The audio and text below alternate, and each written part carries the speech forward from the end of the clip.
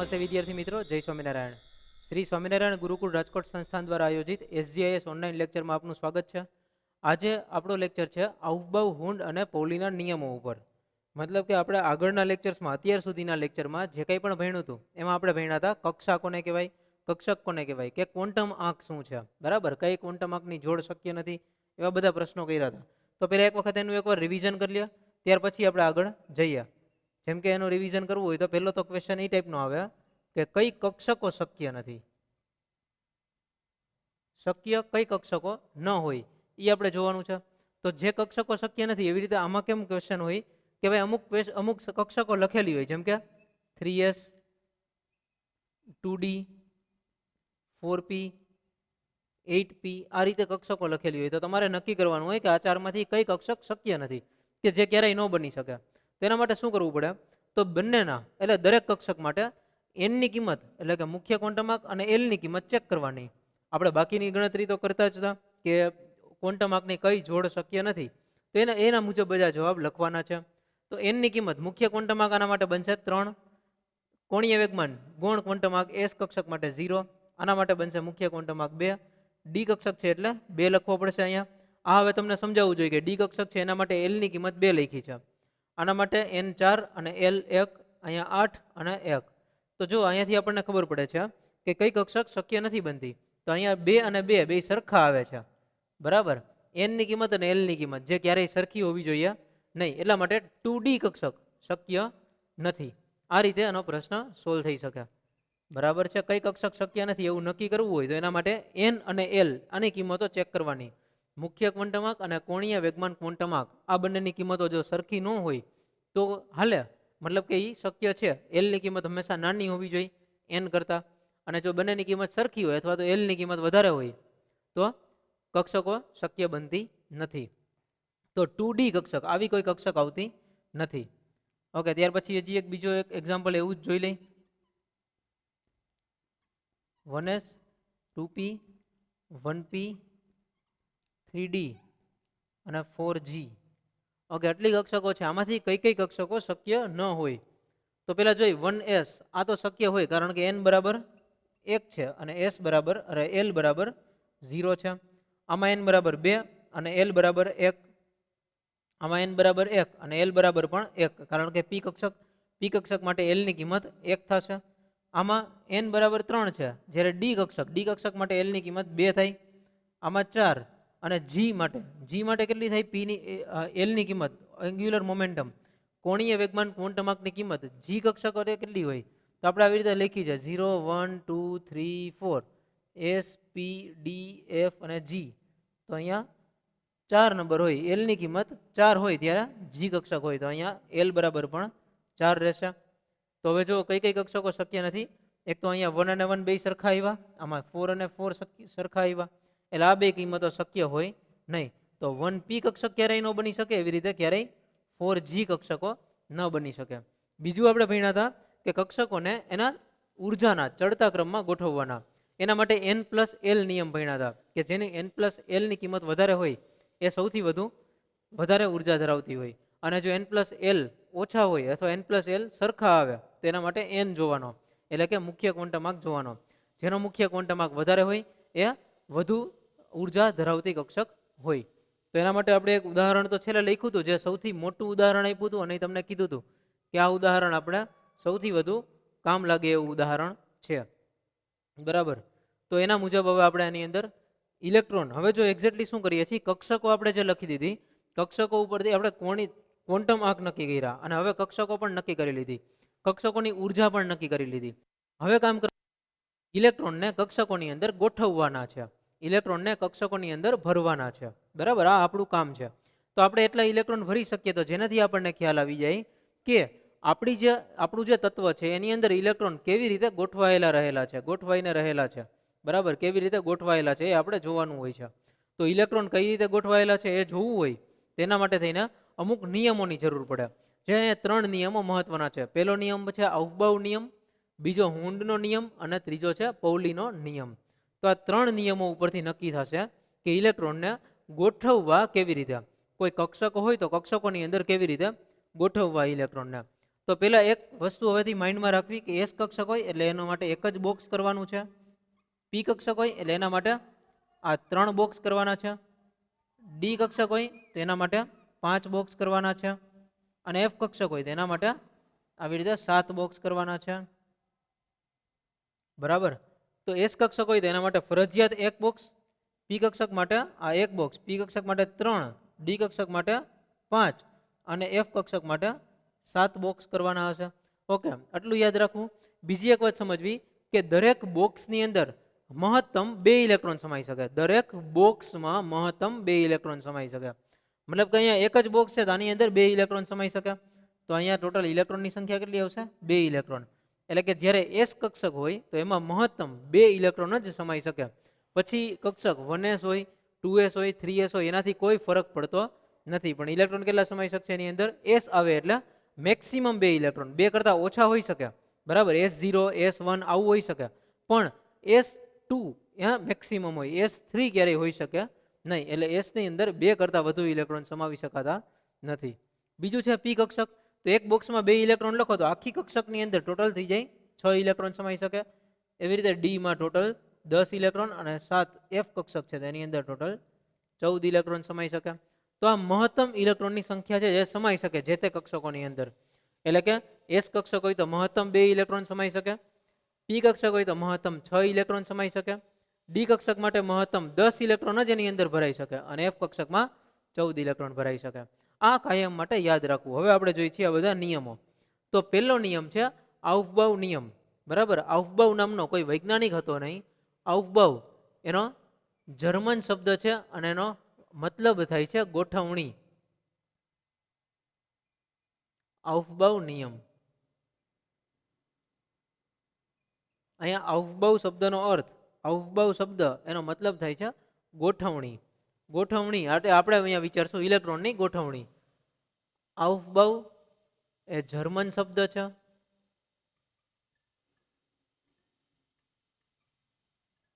German શબ્દ છે, તેનો મતલબ ગોઠવણી થાય છે, બરાબર. તેનો મતલબ થાય છે ગોઠવણી. આઉફબાઉ શબ્દનો જર્મન શબ્દ છે એટલે આનો અર્થ થાય છે ગોઠવણી. કે આપણે અહીંયા ઇલેક્ટ્રોનની ગોઠવણી કરવી છે તો ઇલેક્ટ્રોન ગોઠવણી કેવી રીતે થઈ શકે એના માટેનો એક નિયમ છે. એ નિયમને આપણે આઉફબાઉ નિયમ તરીકે ઓળખીએ છીએ. તો આ નિયમ શું છે હવે? બરાબર, આઉફબાઉ નિયમ. તો જો આઉફબાઉ નિયમ એવું દર્શાવે છે કે ઇલેક્ટ્રોન હંમેશા ઓછી ઉર્જા ધરાવતી કક્ષકમાં સૌથી પહેલા દાખલ થતા હોય છે. જેની ઉર્જા ઓછી હોય, બરાબર છે, જેની ઉર્જા ઓછી હોય એવી કક્ષકમાં ઇલેક્ટ્રોન સૌથી પહેલા દાખલ થાય છે. પછી ત્યાર પછી વધુ ઉર્જા ધરાવતી કક્ષકોમાં દાખલ થાય છે. એટલે થાય એવું હંમેશા ઓછી ઉર્જા ધરાવતી બધી કક્ષકો ભરાઈ જાય ત્યાર પછી વધુ ઉર્જા ધરાવતી કક્ષકો ભરાવાનું શરૂઆત થાય, બરાબર છે. તો આના માટે નિયમ છે આનો, એ આપણે જોઈએ. નિયમ છે ઇલેક્ટ્રોન હંમેશા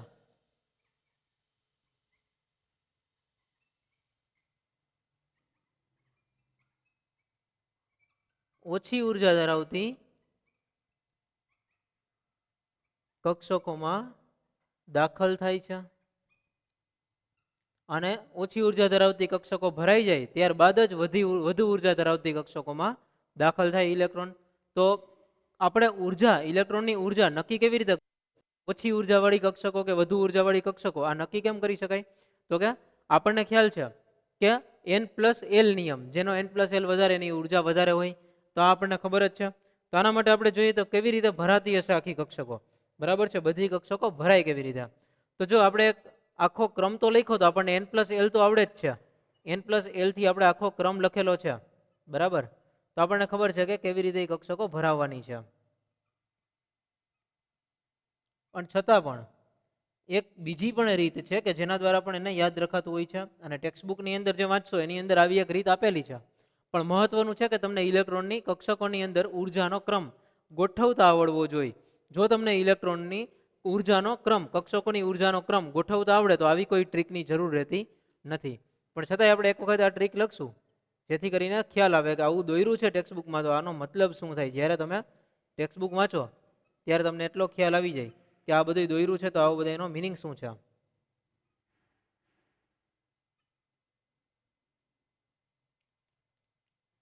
3p પછી અહીંયા 3d, આ કક્ષક છે 4d, 5d અને 6d. આ બાજુ બનશે અહીંયા 4f અને 5f. ઓકે, આટલી કક્ષકો છે કે જે જરૂરિયાત છે, જેની જરૂર છે અને જેનાથી આપણે આખી ઇલેક્ટ્રોન રચના લખી શકીએ એમ છીએ. બરાબર, આટલી કક્ષકો ટોટલ છે આપણી પાસે. તો હવે આમાં આપણે જોઈએ આગળ કે આમાં સૌથી પહેલા કઈ કક્ષકની ઉર્જા ઓછી હોય. તો હજુ આના માટે ઓછી ઉર્જા કે વધુ ઉર્જા ટેક્સ્ટબુકમાં એવી રીતે છે કે તમે ઉર્જાનો ક્રમ યાદ ન રાખો તો ચાલે, પણ તમને આ ખબર હોવી જોઈએ.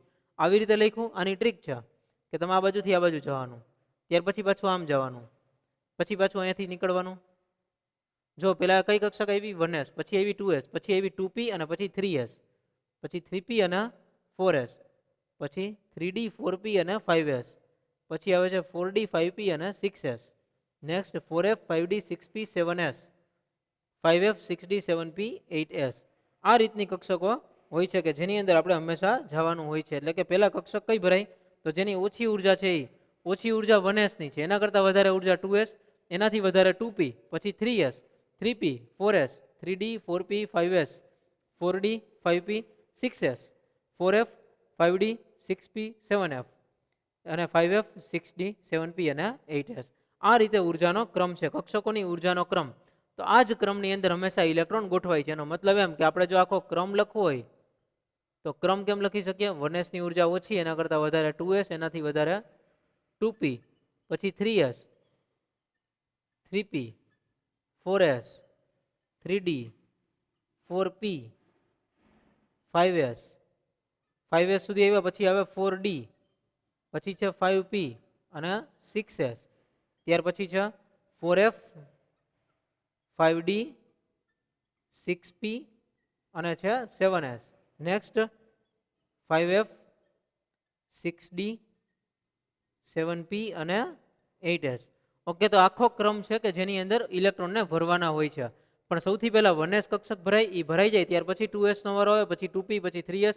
આ જ રીતે આખો ક્રમ ચાલે. બરાબર છે.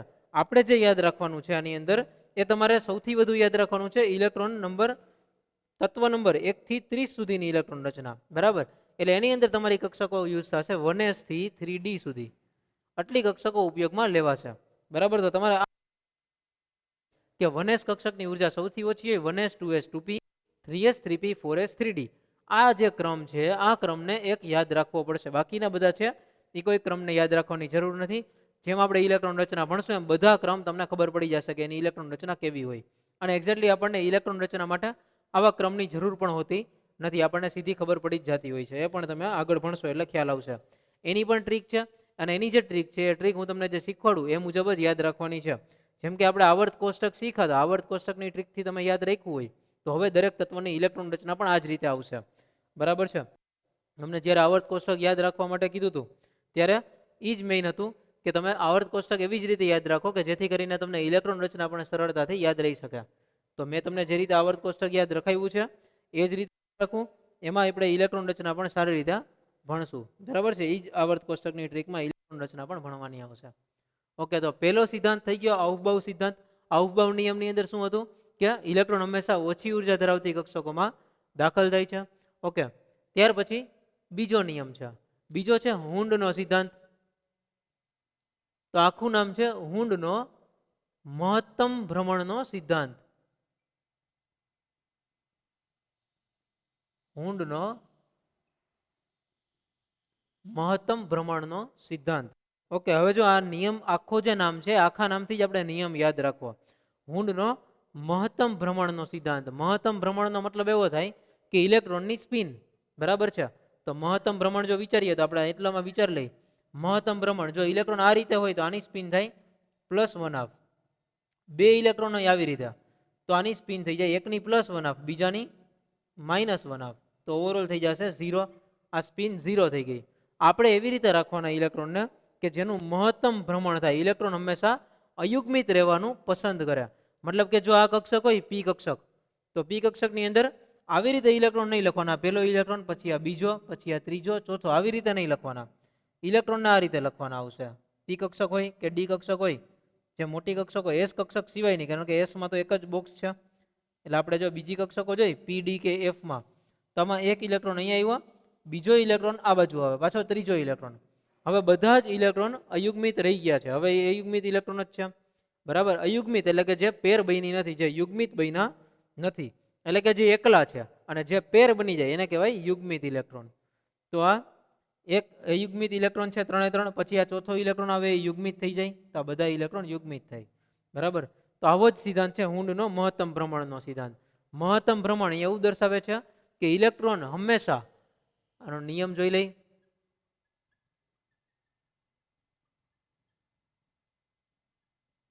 ઇલેક્ટ્રોન હંમેશા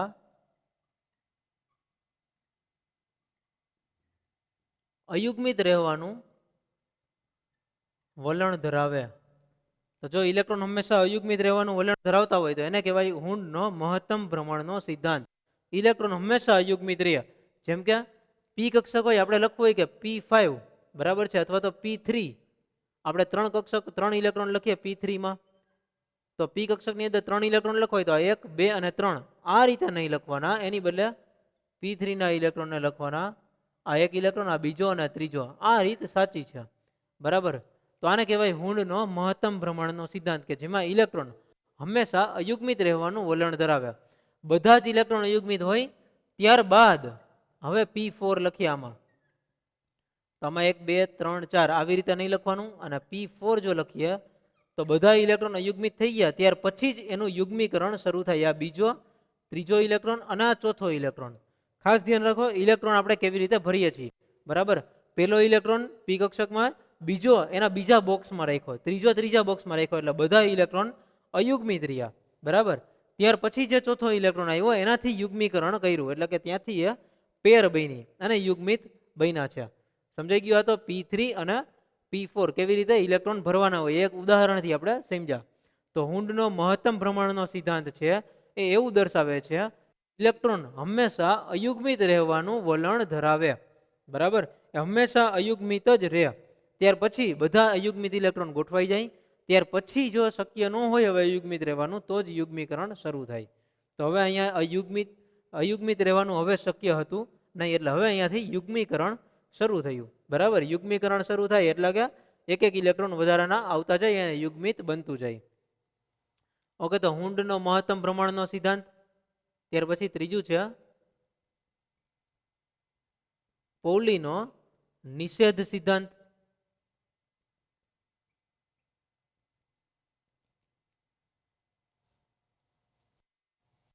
પૌલી નિષેધ સિદ્ધાંત. તો પૌલીનો નિષેધ સિદ્ધાંત, જો આની અંદર નામ પણ કઈક કહી દે છે, નિષેધ એટલે કે કઈક ના પાડે છે, બરાબર છે, કઈક હોય નહીં એવું. નિષેધ એટલે કે જે એક્સક્લુઝન આપવું, એટલે મતલબ એમ કે જે બહાર નીકળવું, એની અંદરથી એવું ન હોય એવું સાબિત કરવું. તો પૌલીનો નિષેધ સિદ્ધાંત એવું દેખાડે છે કે કંઈક નહીં હોય. તો આનો જો વ્યાખ્યા લખીએ, સિદ્ધાંત શું છે એ લખીએ, તો આનો સિદ્ધાંત છે કોઈ પણ એક જ પરમાણુમાં રહેલા, કોઈ પણ એક જ પરમાણુમાં રહેલા ગમે તે 2 ઇલેક્ટ્રોનના ચારેય ક્વોન્ટમાંક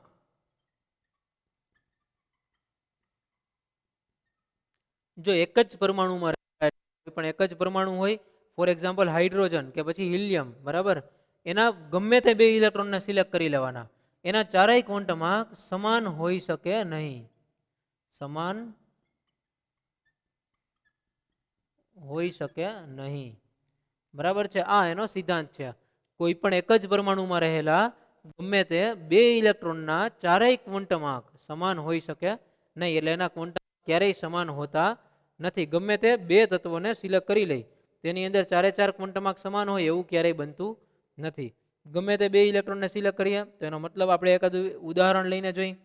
જેમ કે જોઈએ તો લિથિયમ, તો લિથિયમની ઇલેક્ટ્રોન રચના આવી રીતે હોય, 1s એની અંદર 2 ઇલેક્ટ્રોન ભરાઈ જાય અને પછી 2s એમાં 1 ઇલેક્ટ્રોન ભરાઈ જાય. આ ઇલેક્ટ્રોન રચના કેવી રીતે આવી આપણે નેક્સ્ટ લેક્ચરમાં જોવાના જ છીએ કે 1s ના 2 ઇલેક્ટ્રોન, 2s નો 1 ઇલેક્ટ્રોન એ કેવી રીતે આવે છે. અહીંયા લિથિયમનો પરમાણુ ક્રમાંક 3 છે એટલે એના ટોટલ 3 ઇલેક્ટ્રોન થવા જોઈએ, આ આપણું કામ હોય.